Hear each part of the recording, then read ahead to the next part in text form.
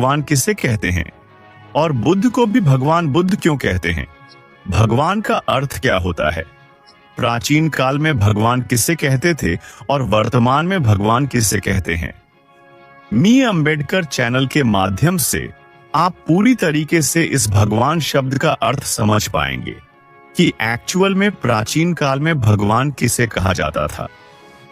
ब्राह्मणों ने भगवान शब्द क्या बुद्ध से छीना है? क्या भगवान का सही अर्थ वह है जो हम आज समझते हैं? इस बात को लेकर लोगों में काफी मतभेद रहता है कि भगवान बुद्ध को भगवान बुद्ध कहें या ना कहें।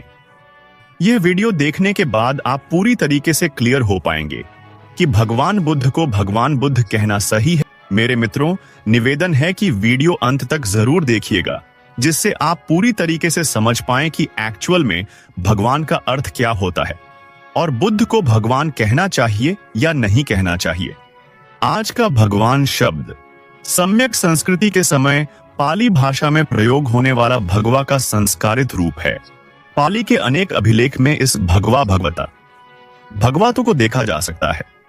सम्यक संस्कृति में भगवा का अर्थ यानी पानी में भाग, राघव, भाग 200, भाग मोहो इतिपिसो भगवा कहा जाता था। यानी जब कोई भी व्यक्ति अपने अंदर से समस्त राग द्वेष को भोग कर देता है, जैसे छोड़ दिया, त्याग दिया या त्याग देता था। सिर्फ वैसे ही व्यक्ति को भगवा या आज की संस्कारित भाषा संस्कृत हिंदी द्वारा भगवान कहा जाता था। सम्यक संस्कृति में भगवान की गुणवाचक उपाधि को प्राप्त करने वाले दो ही व्यक्ति का नाम मिलता है, जिसमें एक भगवान बुद्ध और दूसरे भगवान महावीर, क्योंकि ये दोनों अपने अंदर से राग द्वेष मूर्ता को मिटा दिए थे।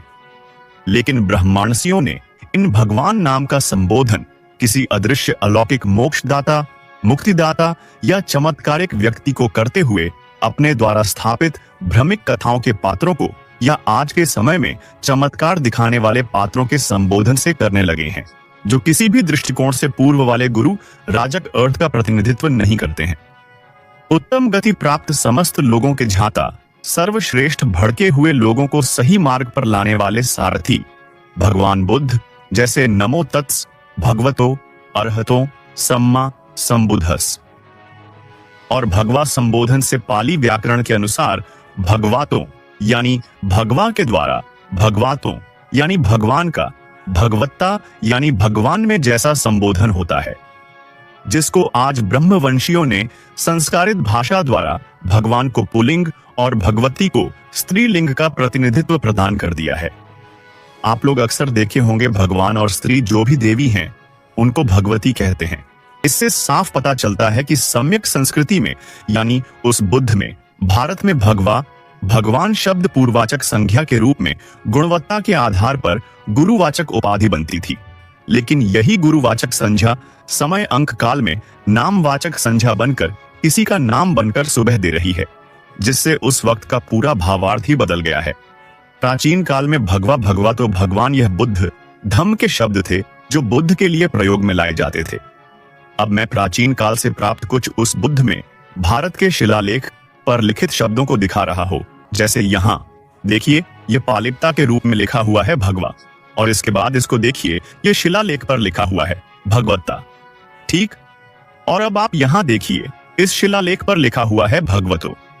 यह सभी प्रमाण ये इंडिकेट करते हैं कि एक्चुअल में भगवान गौतम बुद्ध को भगवान गौतम बुद्ध कहना कितना सही है। किन्हीं भी लोगों को कोई कंफ्यूजन ना रहे। अगर हमारे विरासत को कोई विदेशी चुराकर खुद इस्तेमाल करने लगा है, तो इसका मतलब तो यह नहीं कि हम अपनी विरासत को त्याग दें, छोड़ दें।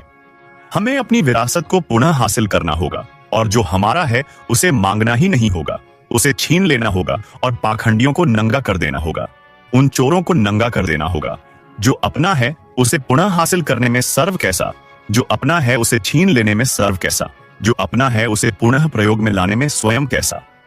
तो मेरे मित्रों, आज से आप बुद्ध को भगवान बुद्ध कह सकते हैं। एक्चुअल में यह बुद्ध के लिए ही शब्द बना था,